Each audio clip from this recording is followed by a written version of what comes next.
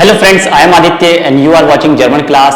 In today's video, we are going to learn speaking German. How can we improve our speaking German with the help of a new verb? Very important. Let's start with the video. Unterstützen. It means to support. I support you. Ich unterstütze dich. I support your idea. Ich unterstütze deine Idee. Ich unterstütze deine Idee. I support your opinion. Ich unterstütze deine Meinung. Ich unterstütze deine Meinung. I support my family. Ich unterstütze meine Familie. My family support me a lot.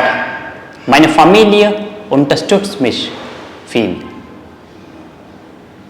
Now in perfect tense, in the past tense, how do we make sentence? I have supported my family a lot.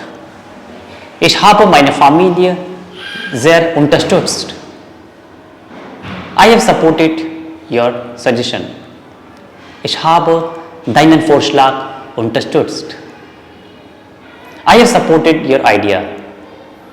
Ich habe deine Idee unterstützt. I have supported you a lot. Ich habe dich unterstützt. Unterstützen is very important verb. Learn this verb and watch the video again and learn this verb with the sentences. Thanks for watching. Bye bye. Take care.